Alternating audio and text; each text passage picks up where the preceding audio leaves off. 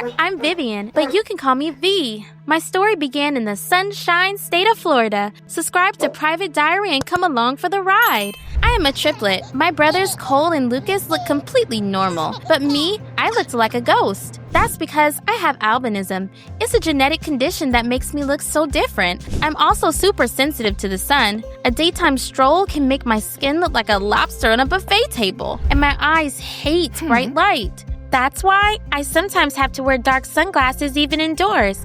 People with albinism need to protect themselves from the sun to stay healthy. When we were kids, my brothers and I got along great. We had a blast messing around and annoying the hotel guests with our games. Oh right, our parents owned a small hotel on the Florida coast. That's where we lived. I never felt weird or all that different from my brothers. We just had one simple rule. We could only play outside in the evenings when the sun wasn't trying to roast me like a chicken drumstick. But everything changed once my brothers and I started going to school. What's with the sunglasses? Is she blind or something? What's up with her skin and hair? Did someone dunk Vivian in bleach? That's when Cole and Lucas figured out that they were the normal ones and I wasn't. They started to drift away. When they mentioned signing up for a surf club, I just raised an eyebrow. You remember the rule, right? We're only allowed to go outside in the evenings. That rule's for you, V. We're the normal ones. That's when I realized there was no longer us, just me and this planet called loneliness. I lived in my own little world all alone. Most of the time,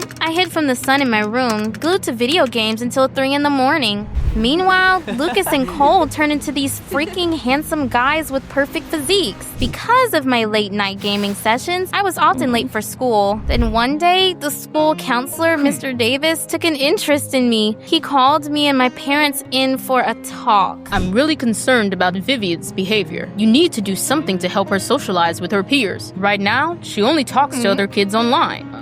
Are you still with me? The parents were technically in the room, but their heads were somewhere else. Mom was sorting out the bills while Dad kept getting pulled away by business calls. Yeah, we get it. V's doing great in school. All right, we need to go now. Did they even hear a word I said? My parents are always busy. My brothers act like I don't even exist, and the kids my age think I'm weird. So video games have always been my only friends. I thought that was the end of it, but a few days later, my parents called a family meeting. V, we realize we haven't given you enough attention. You deserve to have a normal life. I got tense. When grown-ups said stuff like that, you could bet something was up. And sure enough, I was right. Right after, Dad announced plans to move to Snowfall, this tiny town in Alaska. Are you kidding me? We're not moving to the middle of nowhere just because V needs special treatment. Calm down. You're not going anywhere. Neither are we.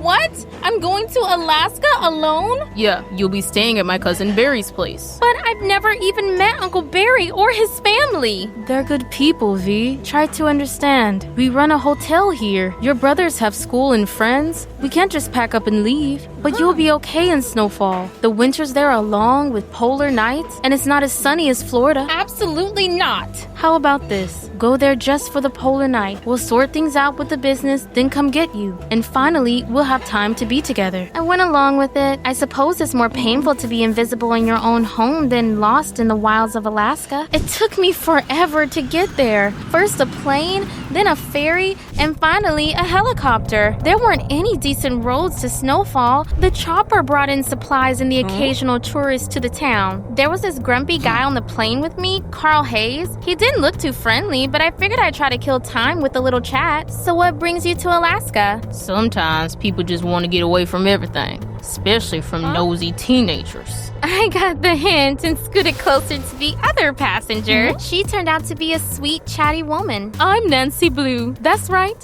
the writer everyone talks about. I decided to get away from the hustle of New York and stay somewhere calm to find a little inspiration for my next novel. We finally landed. It was morning, but because of the polar night, Snowfall was still wrapped in darkness. On one side stretched the endless ocean. On the other was forest and rocky mountains. It felt like I stepped into another universe. Harsh, wild, but incredibly beautiful. Uncle Barry was there to meet me. That's Manise right there. You look even better in person and in the photos. Thanks. I don't get compliments very often because of how I look. Different doesn't mean bad, Vivian. It just means you're unique.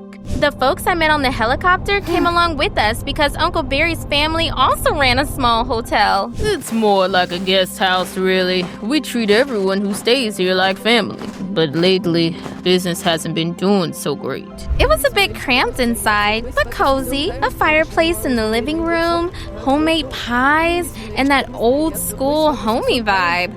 Brenda turned out to be a real whirlwind in human form, lively and loud. Well, hello there, Snow Princess. Their daughter Sarah was 12, but her iron handshake could put any grown man to shame. Wow, awesome hair! Perfect for blending in with the snowdrifts. I got settled in my room, opened my laptop, and my heart just dropped. The Wi-Fi showed 2 bars that flickered and then vanished altogether. That's when it hit me. I was way out in the middle of nowhere. An hour later, Aunt Brenda called everyone for dinner. As a nice bonus, they fed all their guests, so the dining room was pretty packed. You don't like it, V? It's not that, it's just there's hardly any internet. I won't be able to play with my online friends. Here you'll find real friends. Sarah, take Vivian with you and show her what life's really like around here. Sarah nodded happily and told me to dress warm. An hour later, we stepped out of the hotel. Carl Hayes followed right behind us, a huge knife gleaming menacingly in his hand. Be careful, girls. I heard there's only one doctor and one cop for the whole town. If anything happens, no one's coming to help you. Carl's words sent a chill down my spine. What did he need a knife for anyway? To fight off some creepy snowman? He walked off into the forest, and Sarah and I jumped on the snowmobile. Despite her age, she had no trouble taming that iron beast. What's this place? It's a dog farm. Life was buzzing inside. The kids were feeding the dogs, playing with them, and brushing their fur. Hey, Sarah, did you bring someone new? Yeah, a relative from Florida. Vivian, meet Lonnie. I'll go say hi to the others. Just call me V. I like your hair, V. It's like the first snow. Thanks. I like your amulet. Oh, my grandma gave it to me. My people believe it keeps evil spirits away. Your people? Yeah, Native Americans. That's awesome. So what is this place? We take care of abandoned dogs and train them. Sled dog racing is kind of a local tradition here. Plus, during storms, sleds are the only way to get around. Want to give it a try? Video games? Forget about them. This feels like a whole new level. I met the dogs first, and after that, Lonnie and I hit the snowy road in a dog sled. The wind was howling in my ears, and my cheeks were frozen. But flying across the endless Alaskan wilderness, I felt more alive than ever. We stopped for a bit so the dogs could rest. Lonnie checked the harnesses while I stared into the dark forest. Suddenly, something looked back at me. At first, I was scared. But then, I realized it was the eyes of a white hare. I wanted to get closer and pet it, but Lonnie stopped me. Don't even think about it. If you get lost in the woods, you're as good as dead. But there was a hare, a white one, just like me. They're everywhere out here. Let's go. Time to head back. We made it to the farm. I said goodbye to Lonnie and the dogs, and then Sarah, and I headed back home. I gave my parents a call to tell them what a great time I had. Alaska is awesome! And the coolest thing, no one treats me like I'm some kind of freak of nature. We're so glad you like it there. About an hour later, we all gathered for dinner. Oddly enough, that famous writer from New York still hadn't shown up. Outside, a heavy snowstorm was raging, and Uncle Barry was clearly worried. Snow covered the tracks, so it's hard to tell if Nancy went anywhere or not. Her phone was turned off. That's why we decided to check Nancy's room. The place looked like a total disaster. Stuff scattered all over, furniture flipped upside down. Looks like there was some kind of a scuffle. Uncle Barry didn't say a word. He looked like a guy who just realized he got into real trouble. We headed to the living room. Everyone staying in the hotel seemed shaken up about the woman going missing. Everyone except Carl Hayes. He was sipping hot chocolate by the fireplace with this "I'm innocent" look on his face. But I noticed his hand had a bandaged cut. Maybe Nancy fought back while he was trying to kidnap her? There really was only one sheriff in town. He talked to everyone one by one, checked out the hotel and its surroundings, then he went inside holding an earring in an evidence bag. Does anyone here recognize this? Yeah, that belongs to Nancy Blue. Barry, I found this earring in your car. Well, I gave everyone a ride to the hotel. Maybe it just fell off on the way. I'm calling investigators. But for now, Barry, I'm afraid you'll have to come with me to the station. What? I'm a suspect? Yeah, you had a motive. Your hotel's not doing too good, and a famous writer like her could fetch a nice ransom. That was just ridiculous. Neither me nor Uncle Barry's family believed he was guilty. Lonnie showed up when he heard about what happened. While Aunt Brenda was managing the hotel by herself, I pulled together a brainstorming session. I'm sure that guy's responsible. Sarah and I saw him go into the woods with the knife. Let's keep watch on him.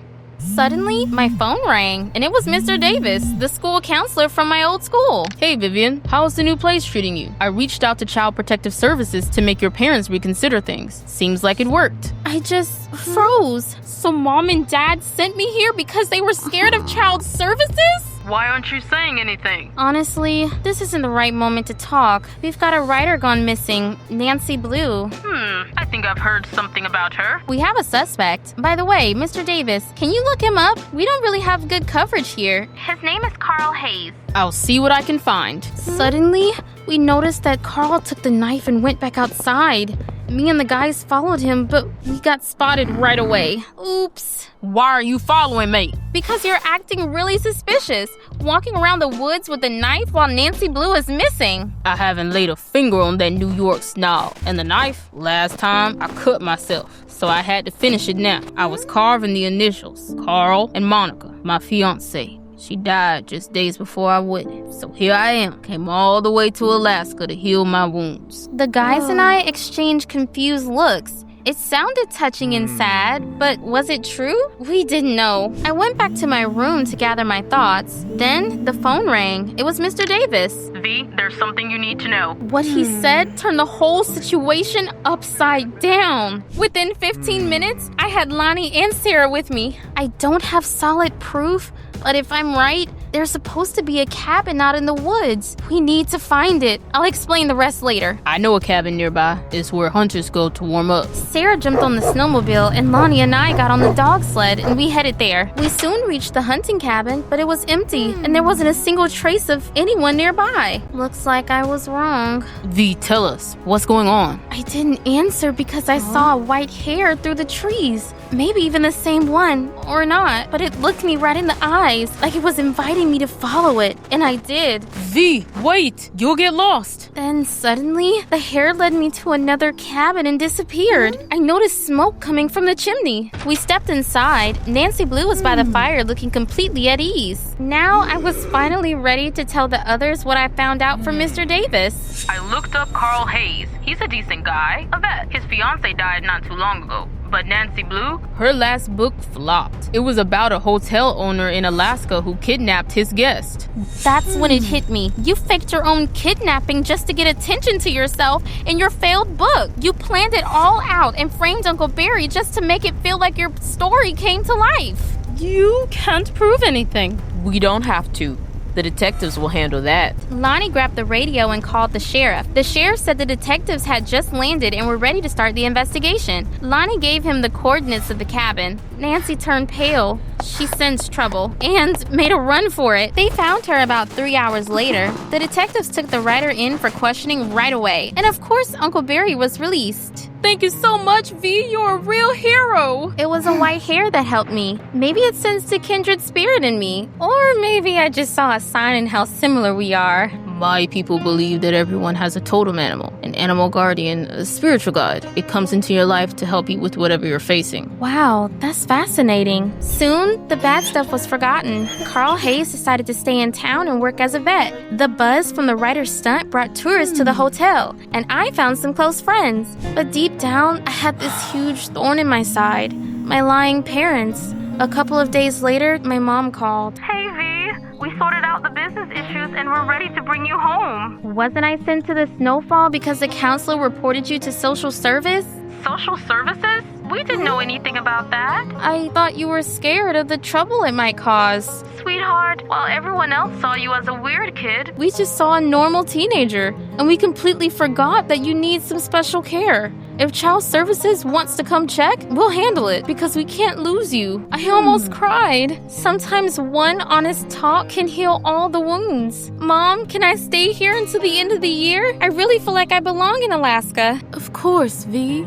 But we'll come visit during the holidays. We miss you so much. A month later, they really did come visit, but Lucas and Cole didn't want to see me. At first, I was upset, but then I realized family isn't just who you're related to. It's the people who notice what you have in common, not what makes you different. So who's the closest person in your life?